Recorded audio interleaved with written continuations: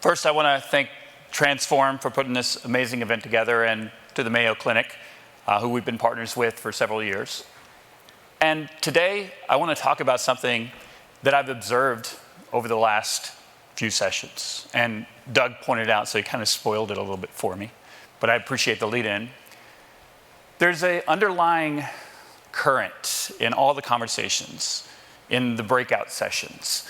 And there's this kind of knowledge that's missing that I would like to actually kind of fill in the blanks today. And that's around this key word that Doug mentioned several times this morning, trust. And I think that this is extremely important because this is about the human connection. Everything that we're doing as we advance in technology, in medicine, everything that we do as we relate to each other is built on this word trust. In fact, if I was Webster's dictionary, I would probably say this is the word of the decade. It's a very important word that we need to be able to learn how to actually earn trust, maintain trust, and nurture trust. And I think that what I'd like to do today is share a little bit of knowledge to understand how we look at this. I'm from a company called Delos, and we specifically have been working with the Mayo Lab, the Mayo Clinic and the Innovation Center for quite some time with something called the Well Living Lab, where we study the effects of the built environment, the buildings we're inside, on the people that are inside them. We use those studies to create a global standard that's in 58 countries across almost 500 million square feet called WELL.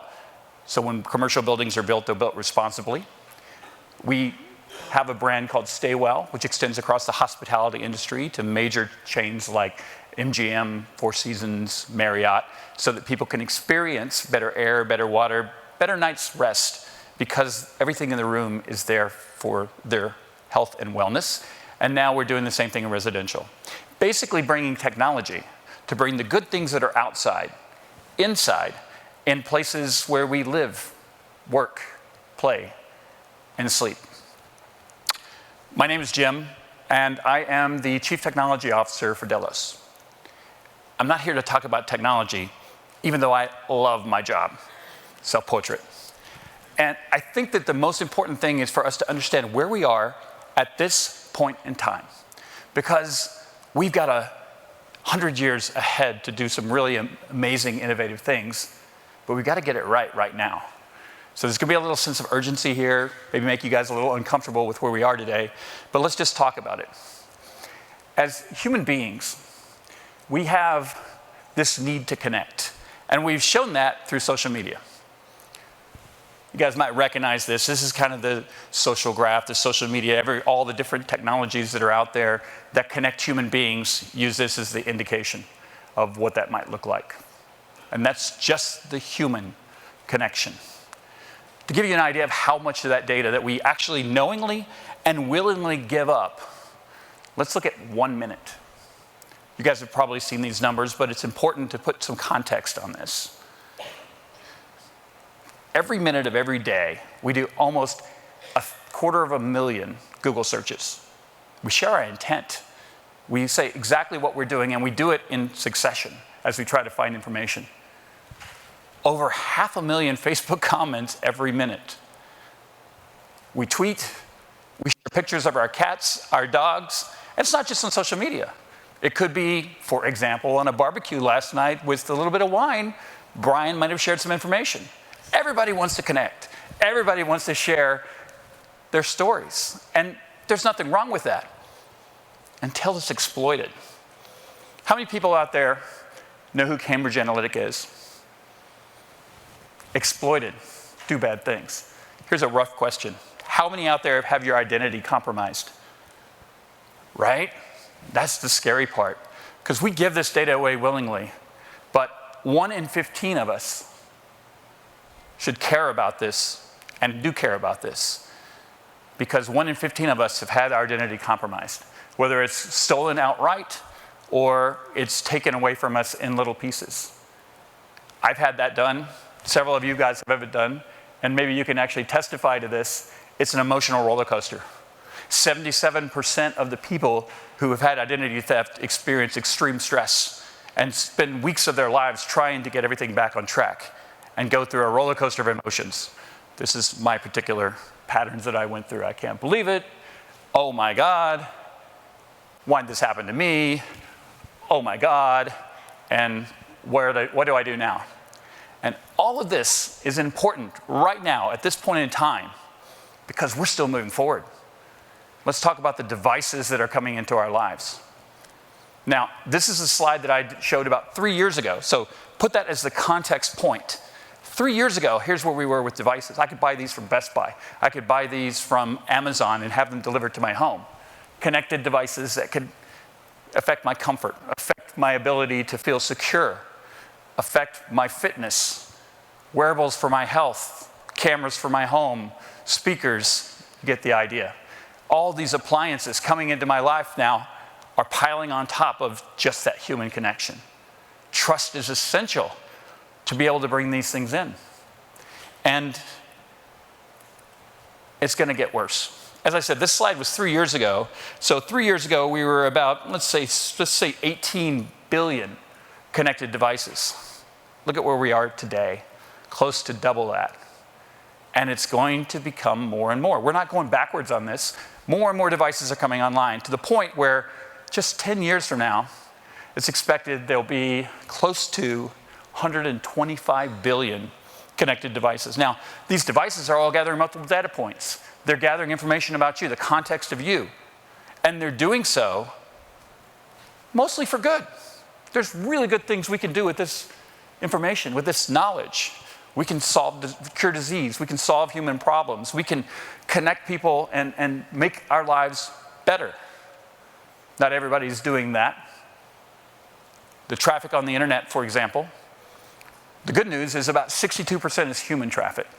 The better news is 3 years ago, it was 50%. So we're regaining control over the machines. 24% is roughly bad bots. Technology that we've created to do bad things. All of this is to say that there's power in all this data. All of this is to say that there's a lot of power that we are giving over, a lot of power we actually have to protect. Now, all the fear-mongering is done now because there's a new sheriff in town. The Wild West is done. Anybody know what these letters mean? GDPR? Anybody? Okay, that's more than the last time I presented this. GDPR stands for the General Data Protection Regulation, and that is governance over the European Union. It went into effect May of last year. And what GDPR does is it establishes data rights for all European Union citizens. This is a great precedent. What are data rights? Well, here's 4 key ones. Transparency. If you're going to take people's data or you have lost responsibility of people's data, then that person has the right to transparency. Those citizens are able to see how you share data, what data you take, and where it goes. Not only that, they can access the same data that you actually share. They have the right of erasure, formerly known as the right to be forgotten. That's, I want out of the system completely, take all the data you've taken and give it back to me, or just make it go away. And they have the right to objection. You can't take my data anymore, ever again. So there's interesting guidance here because it has teeth, consequences. Here's some interesting consequences, and I'll go over these rather quickly because I'm limited on time, but consequences that have come from this. Let's start with this year, July. In July, these consequences were handed down. $99 million fine, 99 million euro fine to a hotel chain because they acquired a chain that actually had been hacked. But because they didn't take responsible action, they were fined by GDPR. Here's an interesting one. A hospital. They had a celebrity come in and 197 people in the hospital looked at the medical record. Cost them 460,000 euro for that. I don't think you need 197 different doctors for one patient. And it goes on. This is the largest, $183 million euro for British Airlines because they did not properly have cybersecurity and protection in place and lost control of 500,000 records. And it gets interesting because it's not just about losing your records, it's about the things that you do. Here's a soccer club in Spain that said, you know what? We got tired of people bootlegging our video feed. So what are we going to do about it? We've got an app out there. we've got GPS position. If they're in a place where people can hear that stream, we should turn on the microphones. So without permission, they turned on all the microphones on all their apps so they could tell what bars were illegally streaming the feed, right? The action that they took had consequences. And it goes on and on.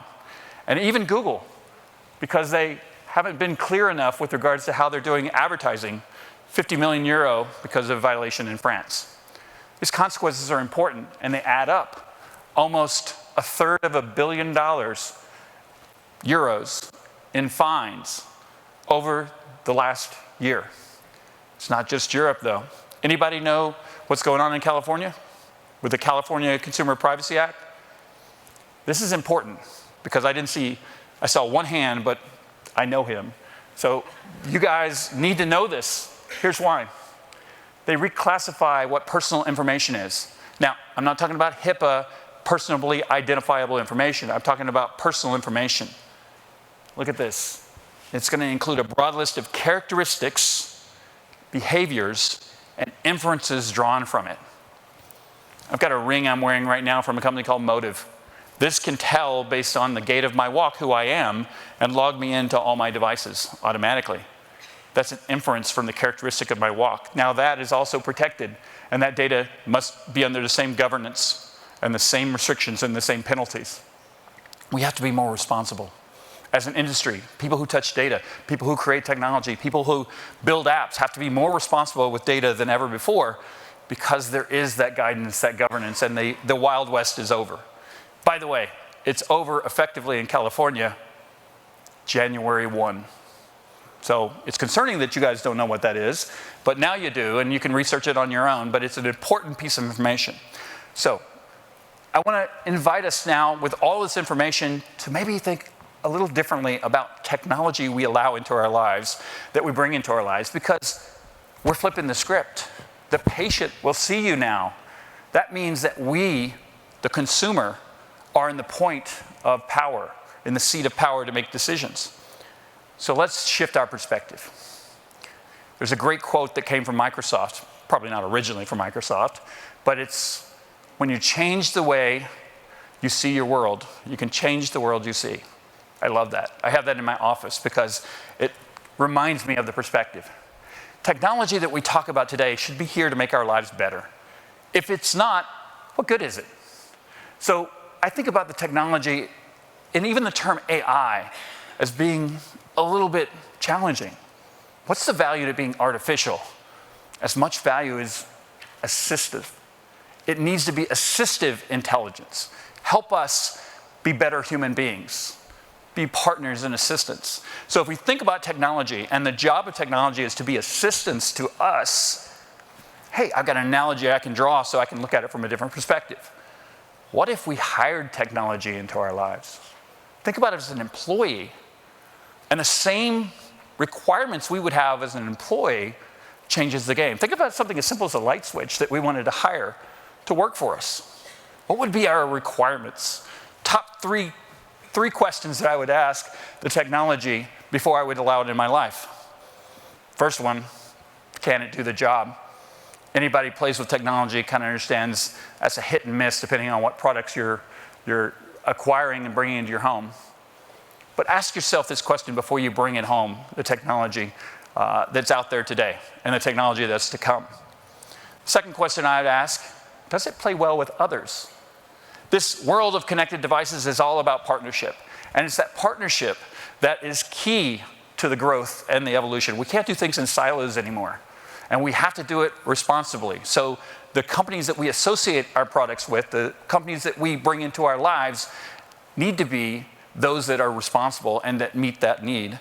And responsibility starts and stops with trust. Can I trust it? This is the most important question of the day. The most important question you can ask of technology, the most important question you can ask of an employee. Can I trust it? So that's the food for thought. That's the open to the conversation. And I think that is the most important question that we need to think about when we talk about the data and the technology and the human interaction. So thank you guys for 15 minutes of your time. If you want to find out more about Delos, You can take a picture of this and scan this later. And this is Delos, and this is me. Thank you.